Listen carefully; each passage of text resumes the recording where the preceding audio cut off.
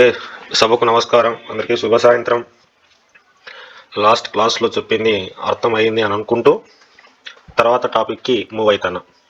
తర్వాత టాపిక్ త్రిభుజాలు, వాటి ధర్మాలు, properties of triangles, 7th class. ట్రయాంగిల్కి మీడియన్స్ అనేవి ఉంటాయి. మీడియన్స్ని ఏమంటారు అంటే మధ్యగత రేఖలు. మధ్యగత రేఖలు ఏంటి? మధ్యగత రేఖలు అంటే ఇక్కడ ఒక భుజం ఉంది, ఏది? క్యూఆర్.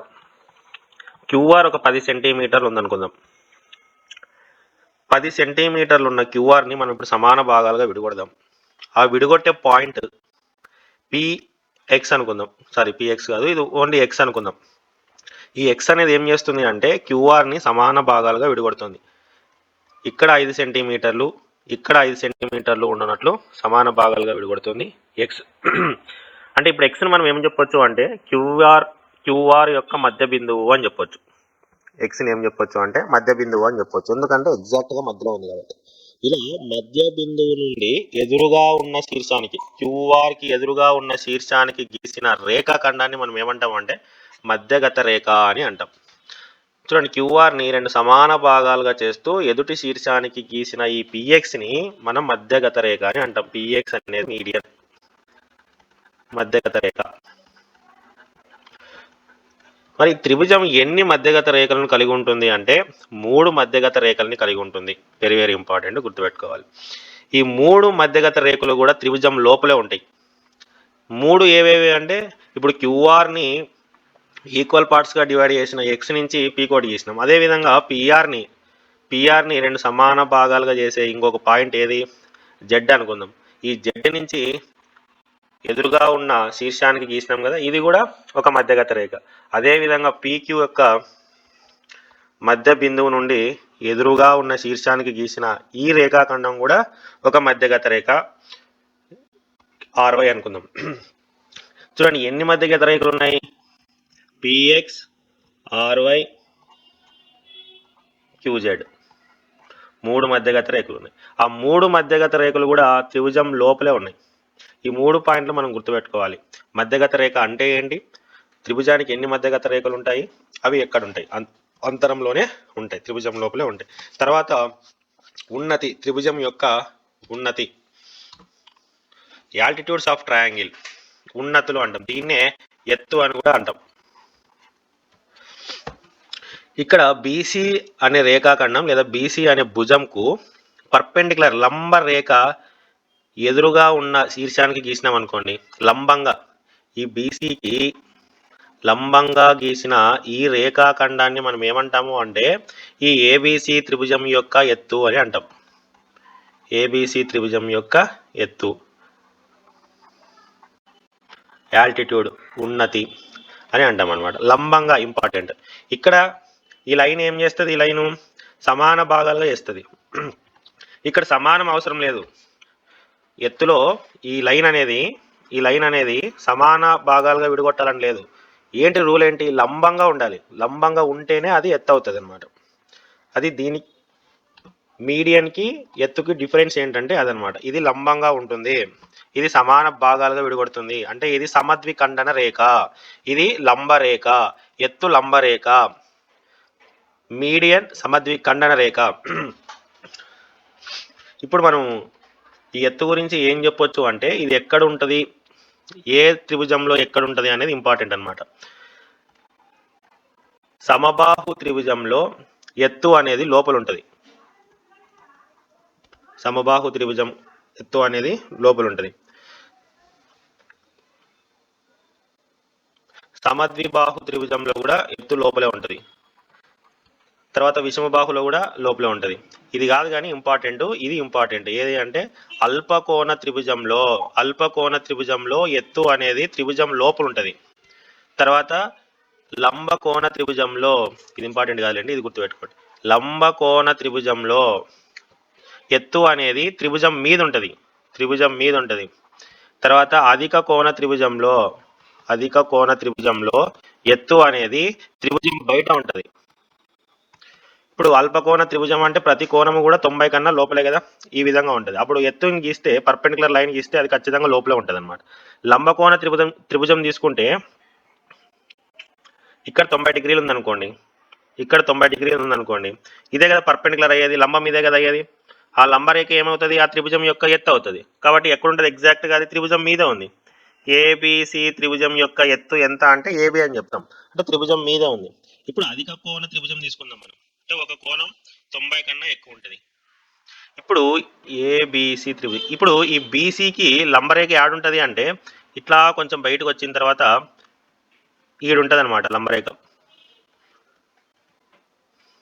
చూడండి, అధిక కోణ త్రిభుజంలో ఎత్తు ఎక్కడుంది, బయట ఉంది. లంబకోణ త్రిభుజంలో ఆ పర్పెండిక్యులరే ఏమవుతుంది అంటే ఎత్తు అవుతుంది, అంటే త్రిభుజం మీదే ఉందని చెప్పొచ్చు. అల్పకోణ త్రిభుజంలో లోపల ఉంటుంది అనమాట. ఇది ఎత్తు గురించి. తర్వాత ఇంటీరియర్ యాంగిల్సమ్ ప్రాపర్టీ, అంతర్కోణాల సిద్ధాంతం అనమాట, ధర్మం అనమాట. దీన్నే లెజెండర్ సిద్ధాంతం అని అంటాం. ఏమంటాము అంటే లెజెండర్ సిద్ధాంతం. ఏంటి ఈ లెజెండర్ సిద్ధాంతము అంటే ఒక త్రిభుజంలో 3 అంతర్కోణాల మొత్తం 180 డిగ్రీలు. ఈ త్రిభుజం ఉంది, అంతర్కోణాలు ఎన్ని ఉన్నాయి, 3 ఉన్నాయి. ఏవేవి, యాంగిల్ ఏ, ఇది angle A, angle B, angle C. ఈ 3 కోణాలను కూడితే ఎన్ని డిగ్రీలు వస్తుంది అంటే 180 డిగ్రీలు వస్తుంది. అదే ఇంటీరియర్ యాంగిల్ సమ్ ప్రాపర్టీ, అంతర్కోణాల సిద్ధాంతం. త్రిభుజం యొక్క అంతర్కోణాల ధర్మం, లెజెండర్ సిద్ధాంతం, ఇంటీరియర్ యాంగిల్ సమ్ ప్రాపర్టీ. 3 పేర్లున్నా కూడా సిద్ధాంతం ఒకటే. ఏంటి, త్రిభుజంలో 3 కోణాల మొత్తం 180 డిగ్రీలు, అంతర్కోణాల మొత్తం. త్రిభుజంలో 3 అంతర్కోణాల మొత్తం 180 డిగ్రీలు, అంతర్కోణాలు, లోపలుండే కోణాలు. ఇక్కడ angle A plus angle B plus angle C equal to 180 డిగ్రీలు. ఇది గుర్తుపెట్టుకోవాలి, లెజెండర్ సిద్ధాంతం. త్రిభుజంలో 3 అంతర్కోణాల మొత్తం 180 డిగ్రీలు. తర్వాత ఎక్స్టీరియర్ యాంగిల్ సమ్ ప్రాపర్టీ, బాహ్యకోణ ధర్మం. బాహ్యకోణ ధర్మం ఏం చెప్తుంది ఈ బాహ్యకోణ ధర్మం అంటే, త్రిభుజంలో ఒక కోణం యొక్క బాహ్యకోణం మిగిలిన 2 అంతర్కోణాల మొత్తానికి సమానం. ఏం చెప్తుంది అంటే, త్రిభుజంలో ఒక కోణం యొక్క బాహ్యకోణం, ఇది బాహ్యకోణం, ఇది దేని బాహ్యకోణం, ఇది సి యొక్క బాహ్యకోణం, ఇది సికి బయట కోణం. ఇది త్రిభుజంలో ఒక కోణం యొక్క బాహ్యకోణం దేనికి సమానం అంటాం, మిగిలిన 2 అంతర్కోణాల మొత్తానికి సమానం. మిగిలిన 2 అంతర్కోణాల మొత్తానికి సమానం అంటే యాంగిల్ ఏ ఇక్కడుండేది కూడితే ఇక్కడుండేది వస్తుంది. చూడండి, beauty of mathematics. Angle A plus angle B చేస్తే మనకి ఏమొస్తుంది, ఈ బయట కోణం వస్తుంది, యాంగిల్ ఏసిడి వస్తుంది. యాంగిల్ ఏసిడి, చూడండి ఏసిడి ఏది, ఇది బాహ్యకోణ ధర్మం అనమాట. ఎక్స్టీరియర్ యాంగిల్ సమ్ ప్రాపర్టీ అంటారు దీన్ని. ప్రతిదానికి అంతే, ఇది ఒకటేనా అంటే దీనికి కూడా అనమాట. ఇప్పుడు ఇక్కడ బి యొక్క బాహ్యకోణం ఇది, ఇది దేనికి సమానం అవుతుంది, ఈ 2 అంతర్కోణాల మొత్తానికి సమానం అవుతుంది. ఈ 2 ఏదైనా అంతే అనమాట. మళ్ళీ ఇప్పుడు దీనికి ఒక బాహ్యకోణం ఉంటుంది ఏకి, ఇది దేనికి సమానం అవుతుంది, బికి సికి 2 కూడితే ఎంత వస్తుందో దానికి సమానం అవుతుంది ఇది. అదే ఎక్స్టీరియర్ యాంగిల్ సమ్ ప్రాపర్టీ. త్రిభుజంలో ఒక కోణం యొక్క బాహ్యకోణం మిగిలిన 2 అంతర్కోణాల మొత్తానికి సమానం. Very very important. ఫస్ట్ ఏం చెప్పుకున్నాం, త్రిభుజంలో 3 అంతర్కోణాల మొత్తం 180 డిగ్రీలు. రెండోది, త్రిభుజంలో ఒక కోణం యొక్క బాహ్యకోణం మిగిలిన 2 అంతర్కోణాల మొత్తానికి సమానం. మోస్ట్ ఇంపార్టెంట్ ఇది. Some of 2 sides of a triangle is always greater than third side. అని మనం ఏం డిస్కస్ చేస్తున్నాం, త్రిభుజాలు వాటి ధర్మాల గురించి చెప్పుకుంటూ పోతున్నాం అనమాట. ఫస్ట్ ఉన్నతులు, మీడియన్స్, మధ్యగత రేఖలు చెప్పుకున్నాం, ఉన్నతులు చెప్పుకున్నాం. తర్వాత త్రిభుజంలో లోపల ఉండే కోణాలను కూడితే ఎంత వస్తుంది అని చెప్పుకున్నాం. ఇంకో ధర్మం ఉంది, అది బాహ్యకోణ ధర్మం ఉంది. తర్వాత ఇది ఒక ధర్మం. ఏంటి ఈ ధర్మం అంటే, త్రిభుజంలో ఎప్పుడైనా కూడా 2 భుజాల మొత్తము 3వ భుజానికన్నా ఎక్కువగా ఉంటుంది. Some of 2 sides of a triangle, ఏవైనా 2 భుజాల మొత్తము is always greater than third side, 3వ సైడ్ కన్నా, 3వ భుజం కన్నా ఎక్కువగా ఉంటుంది. ఫర్ ఎగ్జాంపుల్, ఇప్పుడు 3 సెంటీమీటర్లు ఒక భుజము, 4 సెంటీమీటర్లు ఒక భుజము, 5 సెంటీమీటర్లు ఒక భుజం. ఏ రెండుకు ఉన్నా కూడా 3వ దానికన్నా ఎక్కువ ఉంటుంది. వాడు అడుగుతాడు ఎగ్జామ్లో, కింది వాటిలో త్రిభుజ కొలతలు కానిది ఏది అని అడుగుతాడు. త్రిభుజ కొలతలు కానిది. అప్పుడు మీరు ఎట్లా చెక్ చేయాలి? 3 ఉంటాయి, ఖచ్చితంగా 3 ఉంటాయి, ప్రతి ఆప్షన్లోనూ 3 ఉంటాయి. మరి ఏది తప్పని అంటే మీరు ఇట్లా చెక్ చేయాలి, ప్రతి 2 కూడాలి, 3 దానికన్నా ఎక్కువ లేదో చెక్ చేయాలన్నమాట. ఇప్పుడు 3 4 ఎంత? 7, 3 దానికన్నా ఎక్కువ కదా, 5 కన్నా ఎక్కువ కదా, ఓకే సరిపోయింది. 4 5 9, మిగిలిన 3 కన్నా ఎక్కువే కదా, ఓకే రైట్. మళ్ళీ 5 3 8, 8 4 కన్నా ఎక్కువే కదా. అట్లా త్రిభుజంలో ఏ 2 భుజాల మొత్తమైనా 3వ భుజానికి ఎక్కువగానే ఉంటుంది. ఇప్పుడు 1 2 3, 1 సెంటీమీటర్, 2 సెంటీమీటర్లు, 3 సెంటీమీటర్లు, ఇవి త్రిభుజ కొలతలా కాదా అంటే ఇవి కాదని చెప్పొచ్చు. ఎట్లా చెప్తారు సార్ అంటే ఇప్పుడు చూడండి, 1 + 2 ఎంత? 3. 2 భుజాల మొత్తము 3వ భుజము కన్నా ఎక్కువగా ఉండాలి. ఇదేమైంది? సమానమైంది. కాబట్టి దీంతో మనం త్రిభుజాన్ని గీయలేం, రాదనమాట. అది కావాలంటే ట్రై చేయండి, 1 సెంటీమీటర్, 2 సెంటీమీటర్లు, 3 సెంటీమీటర్లతో ఒక త్రిభుజాన్ని గీయడానికి ట్రై చేయండి, మనకి రాదనమాట. అది ఇది ఒక ధర్మం అనమాట. త్రిభుజంలో ఏ 2 భుజాల మొత్తం అయినా 3వ భుజం కన్నా ఎక్కువగా ఉంటుంది. ఎక్కువగా, సమానంగా కూడా కాదు, ఎక్కువగానే ఉండాలి ఖచ్చితంగా. తర్వాత లంబకోణ త్రిభుజానికి సంబంధించి ఒక సిద్ధాంతం ఉంది, very very very very very very very very important, Pythagoras సిద్ధాంతం. పైథాగరస్ సిద్ధాంతం, పైథాగరస్ అని ఆయన కనుక్కున్నాడని ఆయన పేరు మీద కానీ ఆ సిద్ధాంతానికి పైథాగరస్ సిద్ధాంతం అని పేరు వచ్చింది. పైథాగరస్ సిద్ధాంతం చెప్పుకునే ముందు మనం ఏం చెప్పుకుందాము అంటే లంబకోణ త్రిభుజం యొక్క భాగాలు చెప్పుకుందాం. Parts of right angle triangle గురించి చెప్పుకుందాం. ఇక్కడ ఒక లంబకోణ త్రిభుజం ఉంది, ఏబిసి ట్రయాంగిల్. ఏబిసి అనేది రైట్ యాంగిల్ ట్రయాంగిల్, లంబకోణ త్రిభుజం. ట్రయాంగిల్ ఏబిసి అనేది ఒక ర్యాట్ అనమాట, రైట్ యాంగిల్ ట్రయాంగిల్, లంబకోణ త్రిభుజం. ఇక్కడ భాగాలు ఉంటాయి అనమాట, అంటే ఈ భుజాలకి పేర్లు ఉంటాయి. ఏంటి ఆ పేర్లు అంటే ఈ బీసీని మనం ఏమనొచ్చు అంటే బేస్ అనొచ్చు, కింద ఉండేదాన్ని ఏమనొచ్చు బేస్. తెలుగులో భూమి అంటారు, ఇది భూమి కింద ఉండేది. ఇక్కడ చక్కగా ఉందండి, ఇది లంబ కోణానికి ఇట్లా స్ట్రైట్ ఉంది, ఇది అంటే లంబం అని వచ్చింది, లంబము, ఇది లంబము, లంబరేఖ లేదా లంబం. ఇంగ్లీష్ లో బోల్తే పర్పెండిక్యులర్, కానీ ఇది ఇంపార్టెంట్. లంబ కోణానికి ఎదురుగా ఉన్న భుజాన్ని కర్ణం అంటారు, ఇది అడుగుతాడు. లంబ కోణ త్రిభుజంలో లంబ కోణానికి ఎదురుగా ఉన్న భుజాన్ని ఏమంటారు అని, కర్ణం. ఏమంటారు అంటే కర్ణం. ఇంగ్లీష్ లో బోల్తే హైపోటెన్యూస్. ఇవి భాగాలు, ఇది భూమి, ఇది లంబం, ఇది కర్ణం.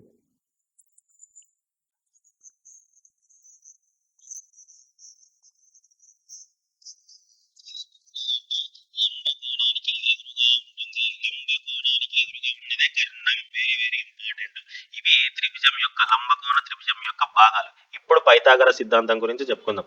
ఏం చెప్తుంది పైథాగరస్ సిద్ధాంతము అంటే కర్ణం యొక్క వర్గం. ఈ కర్ణం యొక్క వర్గం అంటే కర్ణం స్క్వేర్ ఈక్వల్ టు మిగిలిన 2 భుజాల వర్గాల మొత్తానికి సమానం. మిగిలినవి ఏంటంటివి? లంబం. సో లంబం స్క్వేర్ ప్లస్ భూమి స్క్వేర్, లేదా భూమి స్క్వేర్ ప్లస్ లంబం స్క్వేర్. ఇదే పైథాగరస్ సిద్ధాంతం. కర్ణము మీది వర్గము దేనికి సమానం అవుతుంది అంటే వర్గం మీది లంబం మీది వర్గము తర్వాత భూమి మీద వర్గం యొక్క మొత్తానికి సమానం. Hypotenuse square equal to perpendicular square plus base square, లేదా base square plus perpendicular square, ఏమైనా రాసుకోవచ్చు అనమాట. ఇక్కడ దీన్ని అప్లై చేస్తే కర్ణం ఏది? AC. AC square equal to base square భూమి square BC square plus AB square. Reverse కూడా రాసుకోవచ్చు, AB square plus BC square, ఏం నష్టం లేదనమాట. మనం చెప్పుకున్నాం A plus B equal to B plus A. ఇది పైథాగరస్ సిద్ధాంతం. ఇక్కడ చూడండి, ఏసి అనేది సి సెంటీమీటర్స్ ఉందనుకోండి, ఇది వచ్చేసి బి సెంటీమీటర్స్ ఉందనుకోండి, వీటి నుంచి వీటికి ఏ సెంటీమీటర్స్ ఉందనుకోండి, అప్పుడు C square equal to A square plus B square. కర్ణం స్క్వేర్ చేసి తర్వాత లంబం స్క్వేర్ ప్లస్ భూమి స్క్వేర్ 2 కూడితే అది కర్ణం స్క్వేర్కి ఈక్వల్ అవుతుంది అనమాట, సమానం అవుతుంది. అదే పైథాగరస్ సిద్ధాంతం. Hypotenuse square equal to base square plus perpendicular square. Hypotenuse square equal to perpendicular square plus base square. భూమి స్క్వేర్ ప్లస్ లంబం స్క్వేర్ ఈక్వల్ టు కర్ణం స్క్వేర్. ఇది పైథాగరస్ సిద్ధాంతం అనమాట. నెక్స్ట్ 8th క్లాస్లో చతుర్భుజాలు, quadrilaterals. First classification of polygons చూద్దాం. బహుభుజులు వర్గీకరణ. బహుభుజులు వర్గీకరణ. బహుభుజులు ఇవి. ఒక బహుభుజికి 3 కోణాలు ఉంటే లేదా 3 సైడ్లు ఉంటే 3 కోణాలు 3 భుజాలు ఉండే బహుభుజిని ఏమంటారు? 3 భుజాలు గల బహుభుజిని ఏమంటారు అంటే త్రిభుజం అంటాం. ఏమంటాం? త్రిభుజం. 4 భుజాలు గల బహుభుజిని ఏమంటాము అంటే చతుర్భుజం, క్వాడ్రిలేటరల్. 5 భుజాలు గల బహుభుజిని ఏమంటారు అంటే పంచభుజి, పెంటాగాన్. 5 ఉంటే పెంటాగాన్, పంచభుజి. 6 ఉంటే షడ్భుజి, హెక్సాగాన్. 6 భుజాలు గల బహుభుజిని ఏమంటారు? షడ్భుజి. అడిగినాడు ప్రీవియస్ టెట్స్లో, టెట్ పేపర్స్లో ఎక్కువ సార్లు అడిగినాడు. 7 భుజాలు గల బహుభుజిని ఏమంటారు? సప్తభుజి. మీకు అర్థమైపోయింది అనుకుంటా. ఇవన్నీ కూడా ఇవి సాంస్క్రిట్. 3 3 చతుర్ 4 పంచభూతాలు 5 భూతాలు కాబట్టి ఇక్కడ 5 భుజాలు ఉంటే పంచభుజి. షడ్రుచులు, షడ్ అంటే 6 కదండి. 6 భుజాలు ఉంటే షడ్భుజి. సప్తపది అంటే 7 అడుగులు అంటారు కదండి, అట్లా ఇప్పుడు 7 భుజాలు కాబట్టి సప్తభుజి. 8 అష్టదరిద్రాలు అంటాం. అష్ట అంటే 8 దరిద్రాలు. ఇక్కడ 8 భుజాలు కాబట్టి అష్టభుజాలు. నవగ్రహాలు 9 గ్రహాలు కాబట్టి ఇక్కడ నవభుజి. దశావతారం 10 అవతారాలు, ఇక్కడ 10 భుజాలు కాబట్టి దశభుజి. అట్లా అనమాట. ఇవన్నీ గుర్తుపెట్టుకోవాలి. 4 ఉంటే చతుర్భుజం, 5 ఉంటే పంచభుజం, 6 ఉంటే షడ్భుజం, 7 ఉంటే సప్తభుజం, 8 ఉంటే అష్టభుజం, 9 ఉంటే నవభుజం, 10 ఉంటే దశభుజం. వెరీ వెరీ ఇంపార్టెంట్, గుర్తుపెట్టుకోవాలి. ఈజీగా వస్తుంది మార్కులు. తర్వాత కుంభాకార మరియు పుటాకార బహుభుజులు. కుంభాకార బహుభుజులు, పుటాకార బహుభుజులు. మామూలుగా కుంభాకార అద్దం అంటే ఏంటి? కొంచెం ఇట్లా ఉబ్బుగా ఉండేదాన్ని మనం ఏమంటాం అంటే కుంభాకార అద్దం అని అంటాం. మనం ఎప్పుడో చిన్నప్పుడు చదువుకొని ఉంటాం. 10th క్లాస్లోనో 9th క్లాస్లోనో ఫిజిక్స్లో వచ్చింటుంది అది. పుటాకార అంటే లోపల పోయిండేది, ఈ విధంగా ఉండేది పుటాకార. ఇట్లా బయటకు వచ్చిండేది కుంభాకార అనమాట. బహుభుజులు దాన్ని ఆధారంగా చేసుకొని 2 రకాలుగా విడగొట్టినారనమాట. కుంభాకార, తర్వాత పుటాకార. చూడండి ఇవన్నీ కూడా కుంభాకార బహుభుజులు. ఎందుకు అంటే ఇవి చూడండి బయటకు వచ్చినాయి, ఉబ్బినాయి ఇవి. కాబట్టి వీటిని ఏమంటారు అంటే కుంభాకార బహుభుజి. అడిగే ఛాన్స్ ఉంది. ఇట్లా ఏమంటాడు, కింది వాటిలో కుంభాకార బహుభుజి ఏది అని చిన్నగా ఆకారాలు ఇచ్చింటాడు. ఏంటి కుంభాకార భుజి అంటే లావు ఉండేదని మనం ఏది లావు ఉంటే అది పెడతాం అనమాట. అట్లా కాదు, కుంభాకార అంటే బయటికి రావాలన్నమాట. పుటాకార అంటే లోపలికి పోయి ఉండాలి. ఇక్కడ చూడండి ఇది లోపల పోయిందా, ఇది కూడా లోపల పోయిందా, ఇట్లా లోతు ఉండాలన్నమాట. లోతు ఉంటే వేర్ దెర్ ఈజ్ లోతు, దట్ ఈజ్ కాల్డ్ పుటాకార బహుభుజి. కాన్వెక్స్ పాలిగాన్ ఇంగ్లీష్లో. ఇది కుంభాకార పుటాకార బహుభుజుల గురించి అర్థమైంది కండి. లోతు ఉంటే అది పుటాకార బహుభుజి, ముందుకు వచ్చింటే అది కుంభాకార బహుభుజి. తర్వాత ఇప్పుడు క్రమ మరియు క్రమేతర బహుభుజి. Regular polygon, irregular polygon. Regular polygon అంటే ప్రతిరోజు బడికి వచ్చినా అంటే వాడు రెగ్యులర్ అనమాట. అట్లా కాదు. ఇక్కడ రెగ్యులర్ పాలిగాన్ అంటే పాలిగాన్కి సైడ్స్ ఉంటాయి కదా, భుజాలు ఉంటాయి కదా, ఆ భుజాలన్నీ కూడా సమానంగా ఉన్నాయనుకోండి. ఎన్ని భుజాలు ఉంటే అన్ని భుజాలు సమానంగా ఉంటే వాటిని ఏమంటాం అంటే రెగ్యులర్ పాలిగాన్స్ అంటాం. క్రమ బహుభుజులు అంటాం. క్రమ బహుభుజి అంటే ఏంటి? All sides are equal. భుజాలు సమానంగా ఉంటే క్రమంగా ఉంది ఇది అంటాం అనమాట. భుజాలు సమానంగా గల బహుభుజిని మనం క్రమ బహుభుజి అని అంటాం, పిలుస్తాం. వి కాల్ హిమ్ ఓజీ కాదు, రెగ్యులర్ పాలిగాన్ అనమాట. తర్వాత ఇర్రెగ్యులర్ పాలిగాన్, క్రమేతర. అర్థమైపోయింటది.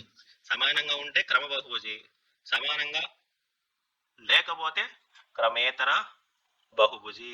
ఇక్కడ చూడండి ఇవి ఏవి సమానంగా లేవు, అన్ని సమానంగా ఉండాలి. ఎన్ని సైడ్లు ఉంటే అన్ని సైడ్లు సమానంగా ఉంటేనే క్రమ బహుభుజి. ఏ ఒక్కటి వేరే ఉన్నా కూడా అది క్రమేతర అవుతుంది అనమాట. సమానంగా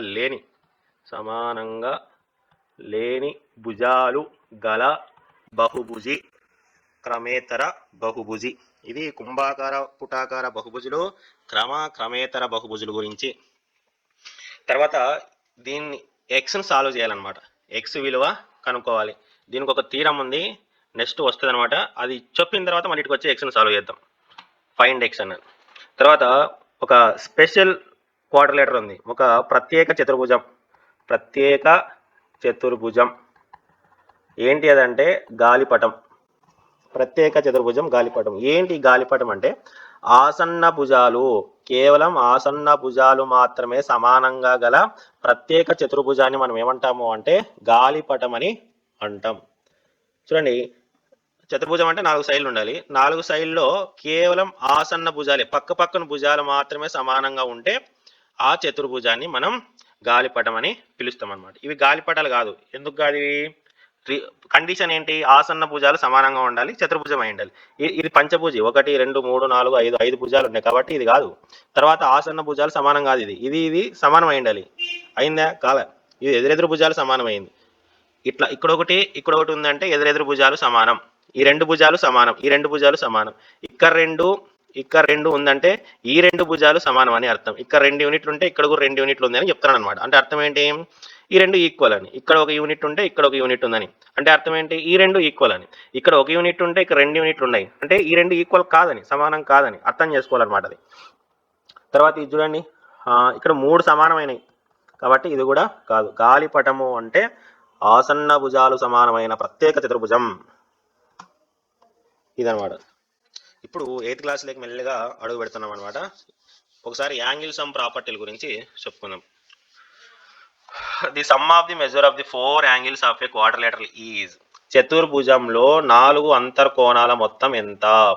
ఫస్ట్ పాయింట్, 4 అంతర్కోణాల మొత్తం ఎంత అంటే 360 డిగ్రీలు. గుర్తుపెట్టుకోవాలి, త్రిభుజంలో 3 అంతర్కోణాల మొత్తం 180 డిగ్రీలు. The sum of the measures of the 3 angles of a triangle.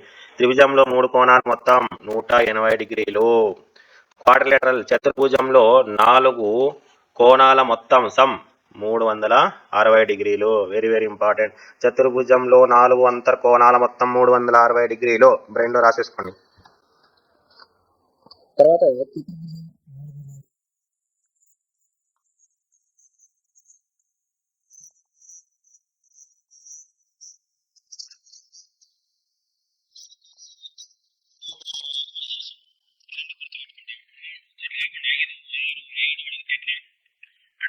Formula ఉంది, ఏం లేదంటే ఎన్ భుజాలు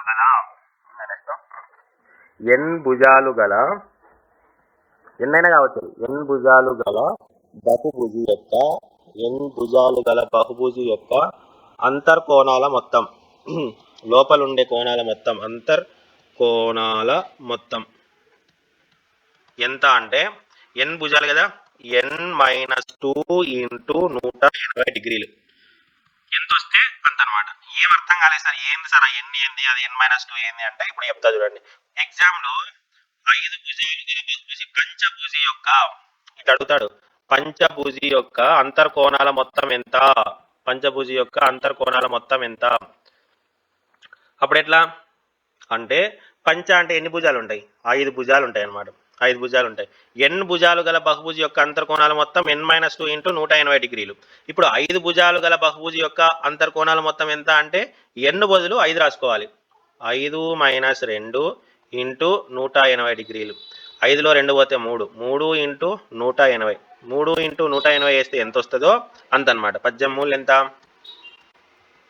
54, 540 డిగ్రీలు అనమాట. పంచభుజి యొక్క అంతర్కోణాల మొత్తము ఎంత అంటే ఇక్కడ ఉంది చూడండి, ఈ కోణాన్ని ఎన్ని కోణాలు? 5 కోణాలు. ఈ 5 కోణాలని కూడితే ఎంత వస్తుంది అంటే 540. ఇప్పుడు షడ్భుజి కావాలి. షడ్భుజి యొక్క 6 అంతర్కోణాల మొత్తం ఎంత అంటే ఏం చేయాలి?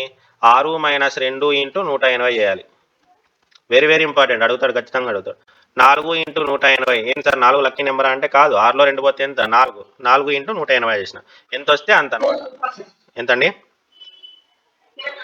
720. షడ్భుజి యొక్క 6 అంతర్కోణాలు మొత్తం 720. ఈ విధంగా ఎన్ని ఇస్తే అన్ని. ఇప్పుడు దశభుజి కనుక్కుందాం. దశభుజి యొక్క 10 కోణాలు మొత్తం ఎంత? 10-2 ఇంటూ 180, 8 ఇంటూ 180 ఎంత చేస్తే అంత, ఎంత వస్తే అంత. ఇది అంతర్కోణాల మొత్తానికి సంబంధించింది. తర్వాత వెరీ గుడ్ మేడం, కరెక్టేనా మేడం? 18-144 0 అదనమాట. Very very important. ఇక్కడ ఉండే మనం ఇప్పుడు సాల్వ్ చేద్దాం.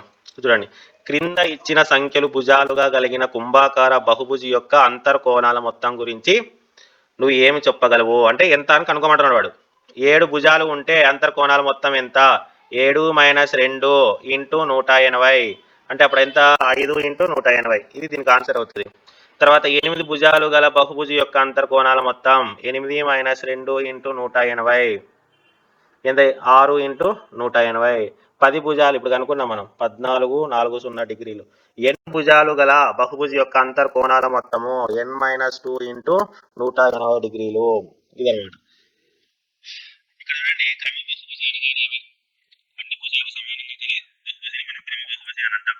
ఇప్పుడు 3 సమాన భుజాలు గల క్రమ బహుభుజిని నేను సమబాహు త్రిభుజం అని అంటాం. అంతే కదండి.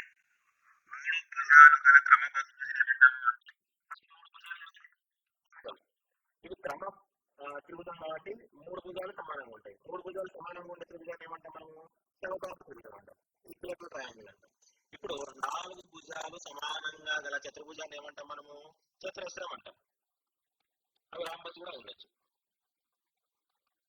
ఇప్పుడు 6 సమాన భుజాలు గల వెరీ ఇంపార్టెంట్ అడుగుతాడు. 6 సమాన భుజాలు గల క్రమ బహుభుజిని ఏమంటారు అంటే క్రమ షడ్భుజి అంటాం. ఏమంటాము అంటే క్రమ షడ్భుజి. ఇక్కడి నుంచి వచ్చే వాటికి జస్ట్ క్రమ అని యాడ్ చేస్తే సరిపోతాయి అన్నమాట. 10 సమాన భుజాలు గల క్రమ బహుభుజి, క్రమ దశభుజి అంటే 10 దశభుజిలో 10 సమానం అయితే అది క్రమ బహుభుజి అవుతుంది. 10 ఉన్నాయి కాబట్టి క్రమ దశభుజి అవుతుంది. అంతే సింపుల్. ఇక్కడ చూడండి, క్రింది పటాల నుండి కోణం యొక్క కొలత x ను కనుగొనండి. x ను కనుక్కోవాలంట మనం. x ని కనుక్కోవాలంటే ఇప్పుడు చూడండి, ఇది ఒక చతుర్భుజం. చతుర్భుజంలో 4 అంతర్కోణాల మొత్తం ఎంత? ముందు చెప్పుకున్నాం. ఇప్పుడు 360 డిగ్రీలు అంటే ఈ కోణాన్ని 50 డిగ్రీలు ప్లస్ రెండవ కోణం 130 డిగ్రీలు ప్లస్ మూడో కోణం 120 డిగ్రీలు ప్లస్ నాలుగో కోణం x డిగ్రీలు. ఈ 4 కోణాలను కూడితే ఎంత రావాలి? 360 రావాలి. 130 150 180 120 x కూడితే 360 రావాలి. 180 120 300 300 plus x equal to 360. x కావాలి కాబట్టి ఈ 300ని అవతలు పంపించేసేయండి. యూతులు ప్లస్ ఉంది కాబట్టి అవతలు పోతే మైనస్ అవుతుంది. 360లో నుంచి 300 పోతే 60 డిగ్రీలు. సో x అనేది ఎన్ని డిగ్రీలకు సమానం అంటే 60 డిగ్రీలకు సమానం. మిగతా కూడా ఇక్కడ చేయండి మీరు. చూడండి, ఇక్కడ 90 డిగ్రీస్ ఉంది అంటే ఇక్కడ కూడా 90 డిగ్రీస్ ఉంటుంది. ఏం సార్ అంత మీ ఇష్టానుసారమేనా అంటే ముందే చెప్పుకున్నాం. స్ట్రైట్ లైన్ మీద ఉండే కోణాలు రెండింటిని కూడితే 180 రావాలి. ఈ పక్క 90 ఉందంటే ఈ పక్క ఎంత ఉంటుంది? 180 రావాలి. 90 ఉంటుంది. ఇప్పుడు 90 ప్లస్ 60 ప్లస్ 70 ప్లస్ ఎక్స్ 4 కూడితే ఎంత రావాలి? 360 రావాలి. నెక్స్ట్ ఎక్స్ని కనుక్కోండి. సేమ్ దీని మాదిరి అన్నీ అంతే. ఇది చూడండి, ఇది స్పెషల్. ఇది అన్ని ఎక్స్ ఎక్స్ ఎక్స్ ఎక్స్ అని చూడండి. క్రమ బహుభుజిలో కోణాలన్నీ సమానం. Very very important. క్రమ బహుభుజిలో కోణాలు సమానం. Very very important. చూడు, సమబాహు త్రిభుజంలో కోణాలన్నీ సమానం. అన్ని కూడా 60 డిగ్రీలు 60 డిగ్రీలు 60 డిగ్రీలు ఉంటాయి. Very very important. ఇది కూడా అడుగుతాడు. సమబాహు త్రిభుజంలో ఒక కోణం ఎంత? 60 డిగ్రీలు. ఇప్పుడు ఇది 1 2 3 4 5 పంచభుజి. ఇది పంచభుజిలో ఒక్కొక్క కోణం ఎంత అని అడుగుతాడు. ఒక కోణం ఎంత లేదా కోణం విలువ ఎంత అని అడుగుతాడు. Very very important. ఇప్పుడు ఎన్ని కోణాలు ఉంటాయి పంచభుజికి? 5 కోణాలు ఉంటాయి. 5 కోణాలు సమానమే కదా. ఒక కోణం ఎక్స్ అయితే ఇంకోటి కూడా ఎక్సే. అప్పుడు ఎన్ని ఎక్స్లు ఉంటాయి? 5 ఎక్స్లు ఉంటాయి. ఎక్స్ ప్లస్ 5 ఎక్స్లు 1 2 3 4 5 5 కోణాలను కూడితే ఎంత రావాలి? 360 డిగ్రీలు రావాలి. చూడండి, ఎన్ని గాడిదలు ఉన్నాయి?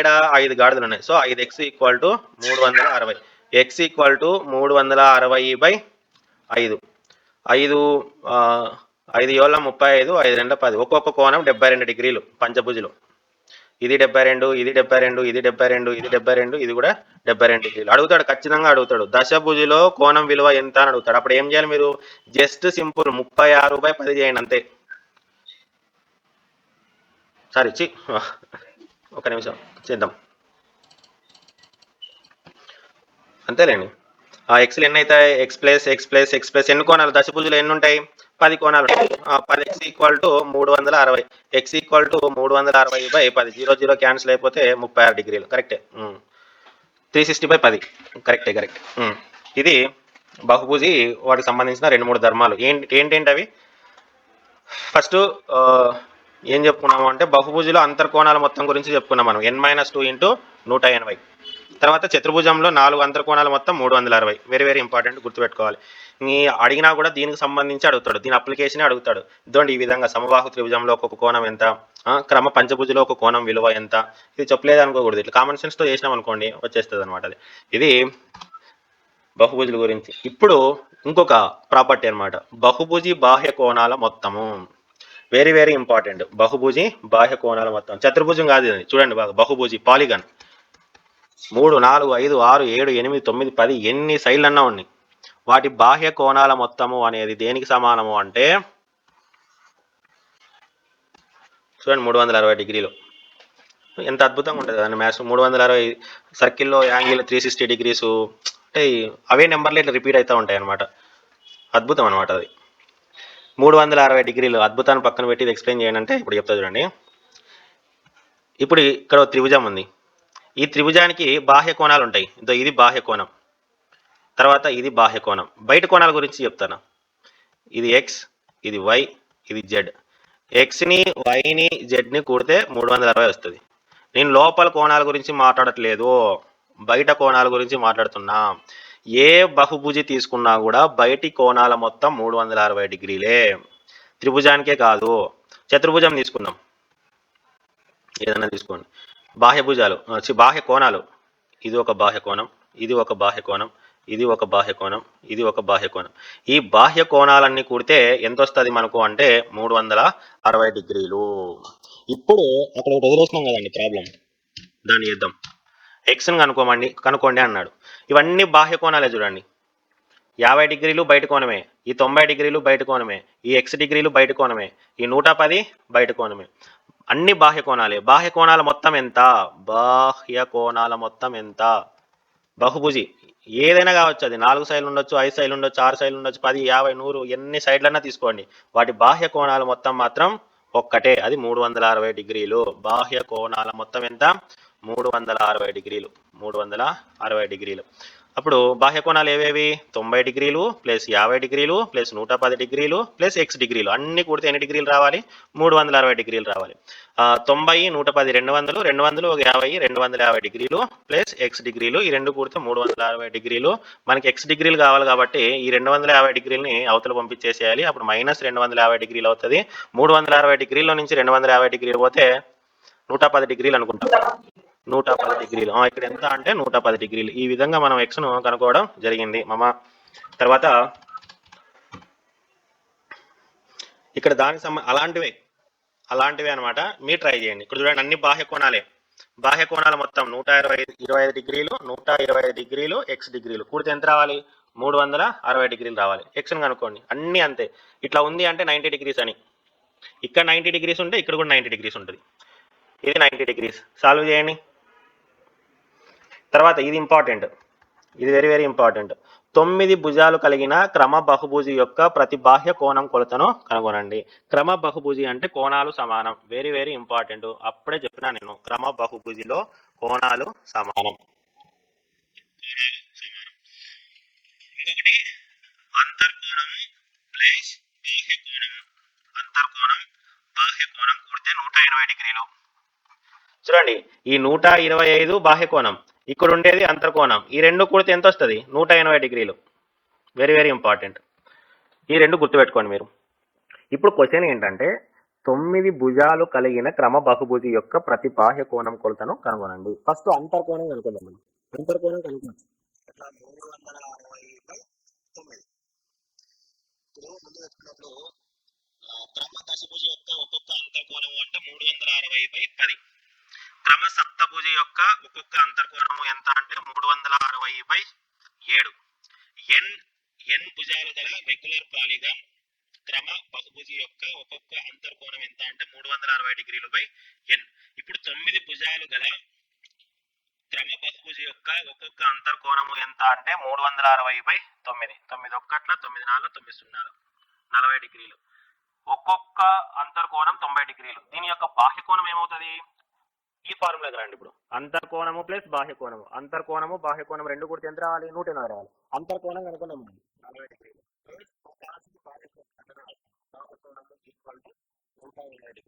అప్పుడు బాహ్య కోణం ఈక్వల్ టు 180 180లో 40 పోతే 140. ఒక్కొక్క బాహ్య కోణం 140 డిగ్రీలు ఉంటుంది. ఏది? 9 భుజాలు గల క్రమ బహుభుజి అంటే క్రమ నవభుజి. క్రమ నవభుజి యొక్క బాహ్య కోణం 140. ఒక్కొక్కటి అన్ని ఈక్వలే. క్రమ నవభుజి యొక్క అంతర్కోణం 40 డిగ్రీలు. ఇదనమాట. తర్వాత ఇది మీరు చేయండి హోంవర్క్, ఇది కూడా ఇంపార్టెంట్. డౌట్ వస్తే అడగండి. తర్వాత ముందుగానే చెప్పుకున్నట్లు ఇంకా డెప్త్గా పోతాం మనము చతుర్భుజాల గురించి, చతుర్భుజాల రకాల గురించి అని చెప్పుకున్నట్లు ఆ డెప్త్కి వచ్చేసినాం అనమాట. 8th క్లాస్లో చతుర్భుజాలు వాటి రకాల గురించి ఇప్పుడు మనం డిస్కస్ చేయబోతున్నాం. ఒకసారి మాయిస్ మతి ఊపిరి పీల్చుకోండి. ఏదండి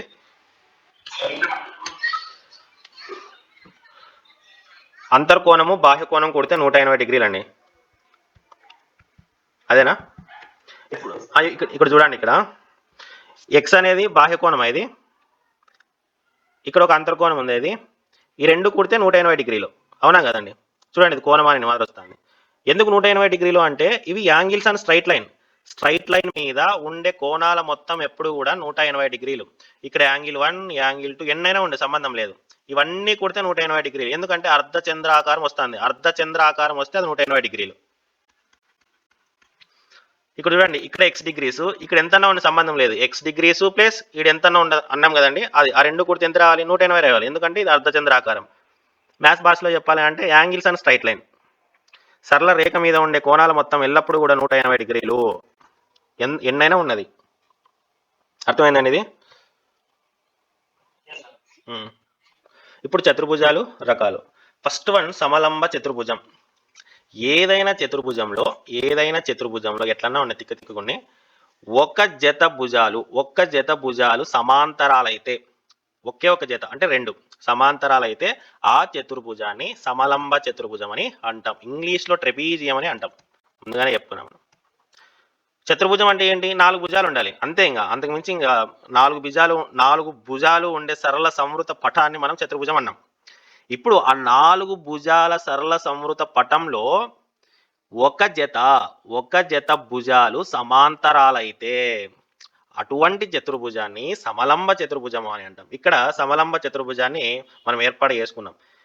ఏంటి, ఎందుకు ఇది సమలంబ చతుర్భుజం అయిందంటే, ఈ జత ఉందండి, ఈ జత, ఈ రెండు కూడా సమాంతరాలు. ఈ భుజాలు ఎక్కడే కానీ కలుసుకో, చూడండి ఇట్లా ఎంత ఎక్స్టెండ్ చేసినా కూడా ఎక్కడే కానీ కలుసుకోవాలి. ఒక్క జత సమాంతరాలు అయితే చాలు, ఆ చతుర్భుజం సమలంబ చతుర్భుజం అయిపోతుంది. ఇట్లా గుర్తు పెడితే దాని అర్థం ఏంటంటే ఈ రెండు సమాంతరాలు అని అర్థం. యారో మార్క్స్ పెడితే ఈ రెండు కూడా ప్యారలల్ లైన్స్. కాబట్టి మనం ఏం చెప్పొచ్చు ఈ ఏబిసిడి చతుర్భుజం గురించి అంటే ట్రెపీజియం అని చెప్తాం. ఒక్క జత భుజాలు సమాంతరాలు అయితే దాన్ని ట్రెపీజియం అంటారు, ఇదన్నమాట. తర్వాత ఇంకొకటి ఉంది, సమద్విబాహు సమలంబ చతుర్భుజం. ఇవి పేర్లు పెద్ద ఉన్నా కూడా ఆ పేర్లోనే ఉంటుంది అనమాట, ఈజీ గుర్తుపెట్టుకోవచ్చు. సమద్విబాహు అంటే ఏంటి? ఏవో రెండు సమానంగా ఉంటాయి అన్నమాట. అవి ఏవి అంటే, ఈ ప్యారలల్ లైన్స్ సమానంగా ఉన్నాయనుకోండి, ఈ ప్యారలల్ లైన్స్ ఏవైతే సమాంతరంగా పోతున్నాయో, ఏవైనా రెండు భుజాలు సమానమైతే అది సమద్విబాహు సమలంబ చతుర్భుజం అవుతుంది. ఫస్ట్ సమాంతరం అవుతే సమలంబ చతుర్భుజం, సమాంతరాలు అయ్యి మళ్ళీ ఆ రెండు సమానమైన అనుకోండి, ఆ రెండు సమానం అయితే రెండు సమానం కాబట్టి సమద్విబాహు, తర్వాత సమాంతరాలు కాబట్టి సమలంబ చతుర్భుజం. అందుకే సమాంతరాలయ్యి సమానమైండే చతుర్భుజాన్ని ఆ రెండే సమద్విబాహు సమలంబ చతుర్భుజం అని అంటారు. ఇది అడుగుతాడు, ఛాన్స్ ఉంది. ఏమని అడుగుతాడు అంటే, సమలంబ చతుర్భుజంలో సమాంతరాలు అయిన భుజాలు సమానమైతే అటువంటి చతుర్భుజాన్ని ఏమంటారు అంటే సమద్విబాహు సమలంబ చతుర్భుజం అని అంటాం అన్నమాట. వెరీ వెరీ ఇంపార్టెంట్, సమాంతర చతుర్భుజం. ఇంగ్లీష్లో బోల్తే ప్యారలెలోగ్రామ్. ఇక్కడ వరకు అర్థమైంది కదండి? ఒకసారి గట్టిగా ఊపిరి పీల్చుకోండి, ఆక్సిజన్ అందించండి బ్రెయిన్కి. ఇప్పుడు సమచతుర్భుజం ప్యారలెలోగ్రామ్ గురించి మనం చెప్పుకుంటాం అనమాట. ఇక్కడ ఏమవుతుంది అంటే, చతుర్భుజంలో ఎదురెదురు భుజాలు సమాంతరాలు, అక్కడ ఒక్క జత అయింది, ఇక్కడ రెండు జతలు, ఈ రెండు సమాంతరాలు, అట్ ది సేమ్ టైం ఈ రెండు కూడా సమాంతరాలు. చూడండి, ఇట్లా యారో మార్క్స్ పెట్టినామంటే ఈ రెండు ఎక్కడ కలుసుకో, ఈ రెండు సమాంతరాలు అని, ఈ రెండు కూడా సమాంతరాలు. ఇట్లా ఎదురెదురు భుజాలు సమాంతరాలు అయిన చతుర్భుజాన్ని మనం సమాంతర చతుర్భుజం అంటాం, ప్యారలెలోగ్రామ్. తర్వాత ఎదురెదురు భుజాలు సమానం కూడా, ఇది ABCD అనుకుంటే నీట్గా రాస్తా చూడండి ఒక్కొక్కటి. ఫస్ట్ ఎదురెదురు భుజాలు సమాంతరాలు, AB is parallel to CD, ABCD రెండు కూడా సమాంతరాలు. తర్వాత AD is parallel to BC, first ఎదురెదురు భుజాలు సమాంతరాలు అనేది రాసేసిన. తర్వాత ఎదురెదురు భుజాలు సమానాలు ఈక్వల్ కూడా, అంటే అప్పుడు AB ఈక్వల్ టు CD, తర్వాత AD ఈక్వల్ టు BC. దీని ధర్మాల గురించి చెప్తాను నేను. ఎదురెదురు భుజాలు సమాంతరాలు, ఎదురెదురు భుజాలు సమానాలు రెండు అయిపోయినాయి. తర్వాత ఎదురెదురు కోణాలు సమానం. ఎదురెదురు కోణాలు సమానం, అది కూడా రాద్దాం. ఎదురెదురు కోణాలు సమానం. ఎదురెదురు కోణాలు అంటే యాంగిల్ ఏకి ఎదురుగా ఉండేది ఏంది? Angle C. కాబట్టి angle A equal to angle C. తర్వాత angle B equal to angle D. ఎదురెదురు కోణాలు సమానం. తర్వాత ఆసన్న కోణాల మొత్తం 180 డిగ్రీలు. వెరీ వెరీ ఇంపార్టెంట్, ఇది గుర్తుపెట్టుకోవాలి, ఖచ్చితంగా అడుగుతాడు టెట్లో. పారలోగ్రామ్లో ఆసన్న కోణాల మొత్తం ఎంత అని అడుగుతాడు. ఆసన్న కోణాలు అంటే పక్క పక్కనే ఉండే కోణాలు. ఇది ఇది ఎంత? Angle A plus angle B ఎంత అని అడుగుతాడు. 180 డిగ్రీలు గుర్తుపెట్టుకోవాలి. ఆసన్న కోణాల మొత్తం 180. ఆసన్న కోణాల మొత్తం 180 డిగ్రీలు. అట్లనే angle C plus angle D ఏమవుతుంది? 180 డిగ్రీలు అవుతుంది. Angle C plus angle D equal to 180 డిగ్రీలు. ఇదనమాట. తర్వాత కర్ణాలు సమద్విఖండన చేసుకుంటాయి. మీకు ఈ సమద్విఖండన అనేది అర్థం అయినట్లు లేదు అని నాకు అనిపించింది. సమద్విఖండన అంటే ఇప్పుడు ఈ లైన్ ఉంది, ఈ లైను, ఇంకొక లైను, ఈ లైన్ని, ఇది ఏబి లైన్. ఇప్పుడు పీక్యూ అనే లైన్ వస్తుంది ఇట్లా. పీక్యూ అనే లైన్ వస్తుంది ఇట్లా. ఈ పీక్యూ అనే లైన్ ఏబిని ఏం చేసింది అంటే రెండు సమాన భాగాలుగా వేసింది. రెండు సమాన భాగాలుగా వేసింది. అప్పుడు మనం ఏమంటాము అంటే ఏబిని ఈ పీక్యూ లైన్ సమద్విఖండన చేసింది అని అంటాం. ఏబిని పీక్యూ సమద్విఖండన చేసింది అని అంటాం.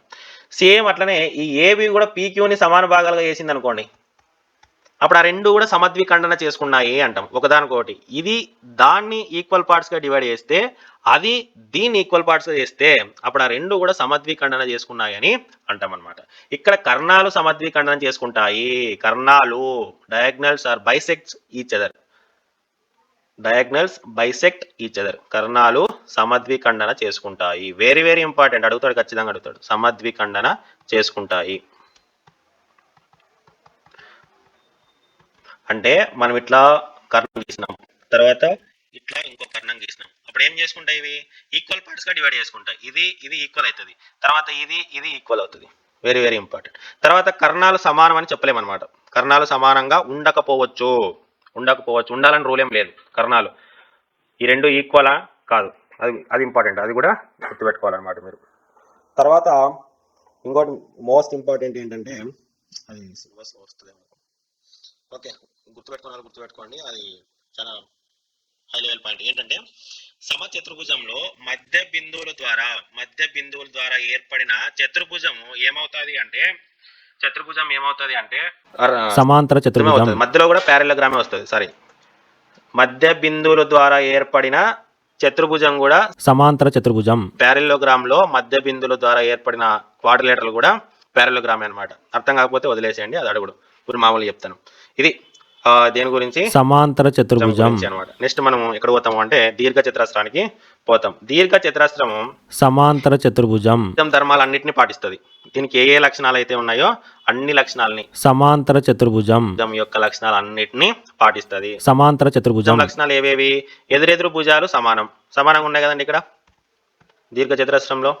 తర్వాత ఎదురెదురు కోణాలు సమానం. తర్వాత ఎదురెదురు భుజాలు సమాంతరాలు.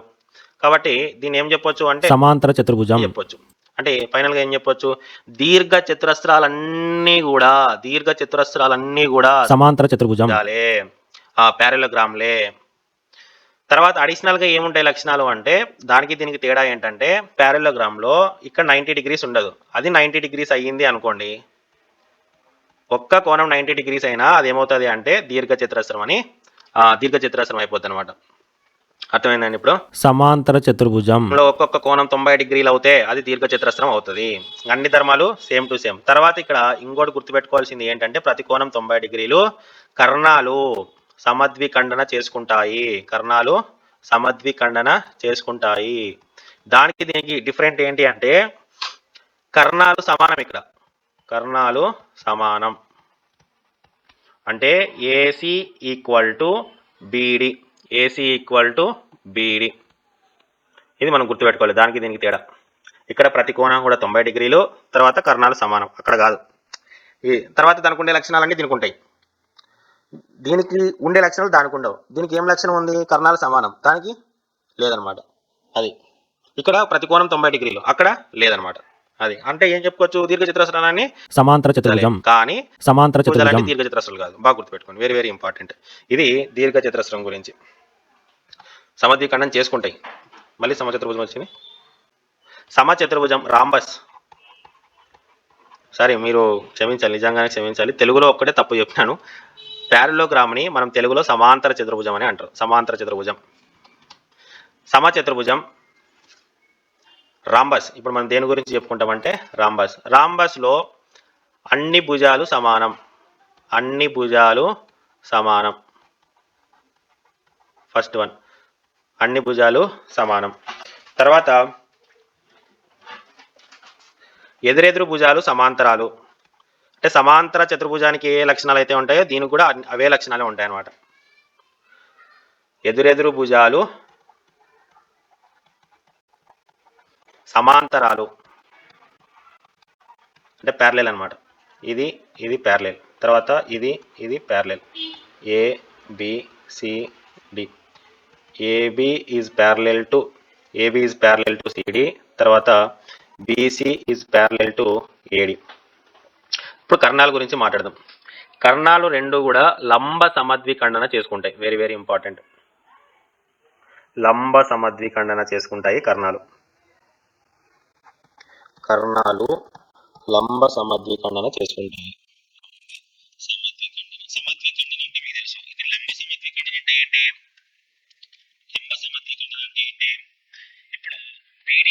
కర్ణం, తర్వాత ఏసీ అనేది ఒక కర్ణం. ఈ రెండు కూడా సమాన భాగాలుగా చేసుకుంటూ ఎగ్జాక్ట్గా 90 డిగ్రీస్తో వెళ్ళిపోతుంది అనమాట. ఇట్లా ఇక్కడ కోణం 90 డిగ్రీలు ఉంటే, ఈ రెండు సమానంగా ఉంటే ఆ రెండు కూడా లంబ సమద్విఖండన చేసుకుంటాయని అంటాం అనమాట. పర్పెండిక్యులర్ బైసెక్ట్, ఇంగ్లీష్లో ఏమంటారంటే పర్పెండిక్యులర్ బైసెక్ట్ చేసుకుంటాయని అంటాం అనమాట. ఇక్కడ కర్ణాలు అనేవి సమానం కాదు, అందుకే రెండు కర్ణాలు ఉంటాయి. D1 diagonal 1 does not equal to diagonal 2. కర్ణాలు సమానం కాదు. BD తర్వాత AC, వెరీ వెరీ ఇంపార్టెంట్, బాగా గుర్తుపెట్టుకోవాలి. తర్వాత ఇక్కడ ఎదురెదురు కోణాలు సమానం. ఎదురెదురు కోణాలు సమానం, అన్ని కోణాలు సమానం కాదు, ఎదురెదురు కోణాలు సమానం. ఎదురెదురు కోణాలు సమానం. లక్షణాలు ఇవన్నీ కూడా గుర్తుపెట్టుకోవాలి, రాసుకోవాలి. ఈ కోణ angle A equal to angle C, తర్వాత angle B equal to angle D అనమాట. తర్వాత ఇక్కడ కర్ణాలు అనేవి కోణ సమద్విఖండన చేస్తాయి. కర్ణాలు వెరీ వెరీ ఇంపార్టెంట్. డయాగ్నల్స్ ఏం చేస్తాయి అంటే యాంగిల్ బైసెక్టర్స్ గా యాక్ట్ చేస్తాయి. కర్ణాలు కోణ సమద్విఖండన చేసుకుంటాయి. వెరీ వెరీ ఇంపార్టెంట్, రాస్తున్నాను అంటే ఇవన్నీ కూడా గుర్తుపెట్టుకోవాలి. కర్ణాలు కోణ సమద్విఖండన చేస్తాయి అంటే ఇక్కడ ఉండే కోణాన్ని సమాన భాగాలుగా విడగొడతాయి అన్నమాట.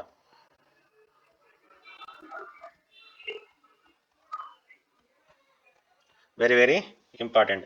ఇక్కడ ఆసన్న కోణాల మొత్తం 180 డిగ్రీలు. పక్క పక్కనే ఉండే కోణాలను కూడితే ఆసన్న కోణాల మొత్తం 180 డిగ్రీలు. Very very important. ఇది రాంబస్ గురించి. అన్ని భుజాలు సమానం, ఎదురెదురు భుజాలు సమాంతరాలు, కర్ణాలు లంబ సమద్విఖండన చేసుకుంటాయి. కర్ణాలు అవసరం సమానం అవ్వాలనే రూల్ ఏం లేదు. ఎదురెదురు కోణాలు సమానము, తర్వాత కర్ణాలు కోణ సమద్విఖండన కూడా చేస్తాయి. తర్వాత ఆసన్న కోణాలు మొత్తం 180 డిగ్రీలు ఉంటుంది అనమాట. తర్వాత చతురస్రం, ఇంగ్లీష్లో ఏమంటారు అంటే స్క్వేర్ అంటారు. ఏమంటారు? స్క్వేర్ లో ప్రతి కోణము కూడా 90 డిగ్రీలు. లక్షణాలు రాద్దాం, వెరీ వెరీ ఇంపార్టెంట్. ఖచ్చితంగా అడుగుతాడు, దీని నుంచి బిట్ రాకపోతే టెట్ పేపరే ఉండదు. ప్రతి కోణము కూడా 90 డిగ్రీలు లంబము.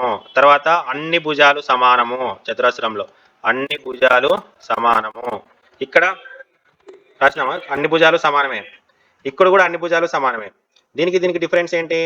ఇక్కడ ఒక్కొక్క కోణం 90 డిగ్రీలు కాదు, ఇక్కడ అన్ని కోణాలు 90 డిగ్రీలే. అంటే ఏం చెప్పొచ్చు మనం అంటే రాంబస్ లో ఒక్క కోణం 90 డిగ్రీలు అయినా అది చతురస్రం అవుతుంది. Very very important. చతురస్రానికి రాంబస్ లక్షణాలు అన్నీ ఉంటాయి, గుర్తుపెట్టుకోవాలి. ఇది రాంబస్ లక్షణాలు అన్నీ ఉంటాయి, అడిషనల్ గా ఇంకా లక్షణాలు వస్తాయి అనమాట. అందుకే చతురస్రాలన్నీ కూడా రాంబస్లే, కానీ రాంబస్లు అన్నీ కూడా చతురస్రాలు కాదు. ఎందుకంటే చతురస్రానికి ఉన్న అడిషనల్ ఫీచర్స్, అడిషనల్ ప్రాపర్టీస్ వాటికి ఉండవు అనమాట.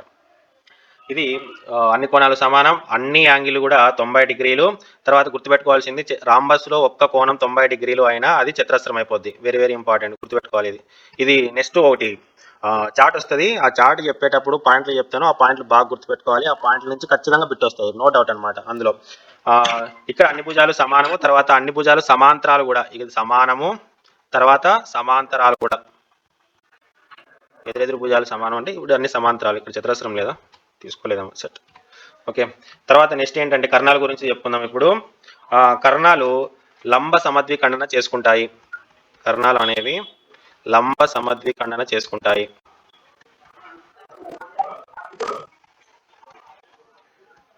అంటే మధ్యలో 90 డిగ్రీస్ ఉండి సమాన భాగాలుగా విడగొట్టుకుంటాయి అన్నమాట ఇవి. తర్వాత కర్ణాలు సమానం. కర్ణాలు సమానం. ఈ కర్ణం అనేది భుజంకి √2 రెట్లు ఎక్కువగా ఉంటుంది. ముందుగానే చెప్పుకున్నాం మనం, √2 రెట్లు అధికంగా ఉంటుంది భుజానికి. ఇదేం అవసరం లేదు, రాసుకోండి. అధికంగా భుజానికి అదనమాట. రాంబస్ లక్షణాలన్నీ ఉంటాయి. తర్వాత గాలిపటంలో ఆసన్న భుజాలు సమానం. ముందుగానే చెప్పుకున్నాం అక్కడ. గాలిపటంలో ఆసన్న భుజాలు సమానం. కేవలం ఆసన్న భుజాలు మాత్రమే సమానం. ఆసన్న భుజాలు సమానం, పక్క పక్కనే ఉండేవన్నమాట. ఇప్పుడు నెక్స్ట్ కర్ణాలు ఉంటాయి వీటికి. ఇది ఒక కర్ణం, ఇది ఒక కర్ణం. పెద్ద కర్ణం, చిన్న కర్ణం, వెరీ వెరీ ఇంపార్టెంట్. ఇది గుర్తుపెట్టుకోవాలి. ఇక్కడ పెద్ద కర్ణం, చిన్న కర్ణం అని 2 పదాలు వస్తాయి గాలిపటంలో మాత్రమే. ఈ కర్ణాలు అనేవి లంబ సమద్విఖండన చేసుకుంటాయి. అంటే ఇక్కడ 90 డిగ్రీస్ ఈక్వల్గా చేసుకుంటాయి. లంబ సమద్విఖండన చేస్తాయి కర్ణాలు. కర్ణాలు లంబ సమద్విఖండన చేసుకుంటాయి.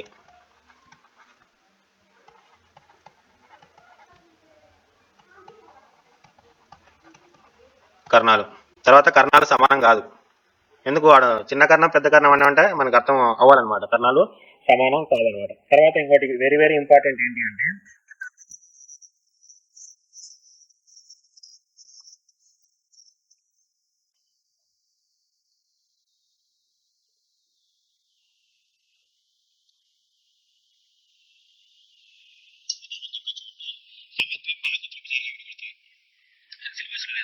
తీసేసాను. ఈ 2 గుర్తుపెట్టుకోండి. ఆసన్న భుజాలు సమానము, కర్ణాలు లంబ సమద్విఖండన చేసుకుంటాయి.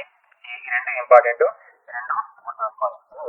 చతుర్భుజాలు రకాల గురించి వాటి ప్రాపర్టీస్. ఇప్పుడు ఒకసారి సిలబస్ లో ఉండే మాత్రం ఒకసారి అవన్నీ ఇప్పుడు ఎక్కువ పాయింట్లు పెట్టినాను నేను, కొంచెం కన్ఫ్యూజన్ గా ఉంటుంది. సిలబస్ లో ఏమున్నాయో అది ఎప్పుడు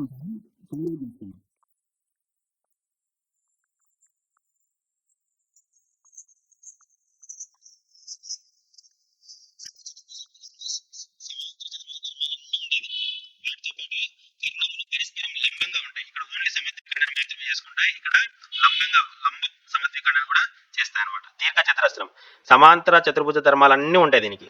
దాంతోపాటు అడిషనల్ గా ప్రతి కోణం లంబకోణం అవుతుంది. కర్ణాలు సమానంగా అవుతాయి అనమాట. తర్వాత నెక్స్ట్ గాలిపటం. కర్ణాలు పరస్పరం లంబంగా ఉంటాయి, ముందు చెప్పుకున్నాం మనం. తర్వాత ఒక కర్ణం మరొక కర్ణాన్ని సమద్విఖండన చేస్తుంది, ఇదో ఇట్లా బైసెక్ట్ చేస్తుంది. ఆ 2 ఇంపార్టెంట్. తర్వాత మనం గుర్తుపెట్టుకోవాల్సిన నోట్ ఏంటంటే n భుజాలు కలిగిన బహుభుజ అంతర్కోణాలు మొత్తం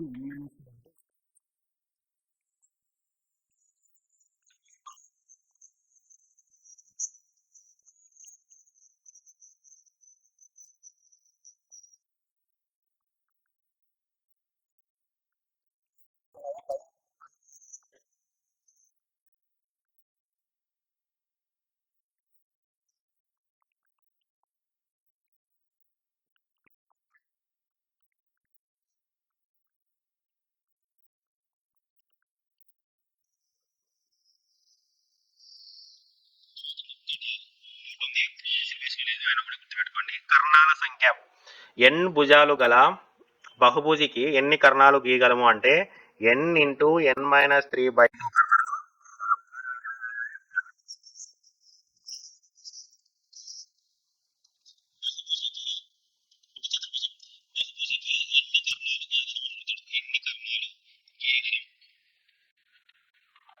అంటే n బదులు ఎంత రాసుకోవాలి? 4. 4 × 4 - 3.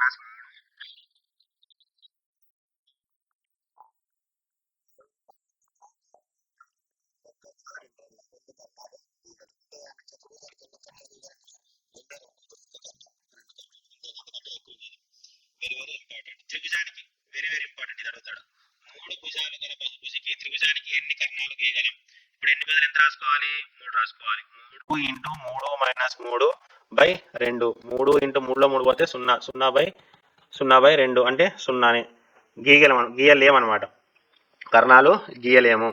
మరి లంబకోణ త్రిభుజంలో అది కర్ణము అన్నారు కదండి. అంటే అది పేరు అనమాట, భుజం పేరు అది. కర్ణము అంటే ఏంటి? ఒక శీర్షం నుండి ఆపోజిట్ శీర్షానికి గీసిన రేఖాఖండం అనమాట. అది అట్లా కాదు కదా, అట్లా లేదు కదా, అదనమాట. ఇది వెరీ వెరీ ఇంపార్టెంట్, ఇది గుర్తుపెట్టుకోవాలి. ఇది చూడండి, ఇది కీ పాయింట్స్ ఇక్కడ మీరు బాగా గుర్తుపెట్టుకోవాలి. ఇక్కడ కొన్ని కీ పాయింట్స్ చెప్తాను, అది బాగా గుర్తుపెట్టుకోవాలన్నమాట. చతుర్భుజంలో ఒక్క జత సమాంతరాలు అయితే అది ట్రెపీజియం అవుతుంది. చూడండి, 2 ప్యారలెల్ సైడ్స్, ఒక జత భుజాలు సమాంతరాలు అయితే అది ట్రెపీజియం అవుతుంది అనమాట. తర్వాత 2 జతలు సమాంతరాలు అయితే, ఒక చతుర్భుజంలో 2 జతలు సమాంతరాలు అయితే అది సమాంతర చతుర్భుజం అవుతుంది, ప్యారలోగ్రామ్ అవుతుంది, సమాంతర చతుర్భుజం అవుతుంది అనమాట. ఏమాత్రం సమాంతరాలు లేకోకుండా ఉంటే, ఇట్లా ఆసన్న భుజాలు మాత్రమే సమానం అయితే దాన్ని గాలిపటం అంటాం. అందుకే స్పెషల్ అన్నమాట, స్పెషల్ క్వాడ్రిలేటర్ ఇది, దాన్ని పక్కన పెట్టేద్దాం. ఇప్పుడు ఈ ట్రెపీజియంలో ఇట్లా 2 భుజాలు సమానం అవుతే, 2 భుజాలు సమానం అవుతే దాన్ని ఏమన్నాము అంటే సమద్విబాహు సమలంబ చతుర్భుజం అంటాం. అది కూడా చెప్పుకున్నాం. మళ్ళీ ఇక్కడ రాండి, ఇక్కడ ఇప్పుడు ఒక చతుర్భుజంలో 2 జతల భుజాలు సమాంతరాలైనవి. ఇప్పుడు ఈ సమాంతర చతుర్భుజంలో ఒక్కొక్క కోణం 90 డిగ్రీస్ అయితే అది దీర్ఘ చతురస్రం అవుతుంది. కోణం 90 డిగ్రీలు అయింది అనుకోండి, ఇది అది దీర్ఘ చతురస్రం అవుతుంది. కోణంతో సంబంధం లేకుండా ఈ ఆసన్న భుజాలు సమానమైన అనుకోండి, ఆసన్న భుజాలు సమానమైన అనుకోండి, సమాంతర చతుర్భుజం యొక్క ఆసన్న భుజాలు సమానం అవుతే అది సమ చతుర్భుజం అవుతుంది, రాంబస్ అవుతుంది. చూడండి డిఫరెన్స్ ఎట్లా వచ్చినాయనేది అర్థమైంది. ఇప్పుడు సమాంతర చతుర్భుజంలో ఒక్కొక్క కోణం 90 డిగ్రీలు అయితే అది దీర్ఘ చతురస్రం అవుతుంది. ఇదే సమాంతర చతుర్భుజంలో ఆసన్న భుజాలు సమానం అవుతే, ఈ పక్క పక్కన ఉండే సమానం అవుతే అది రాంబస్ అవుతుంది.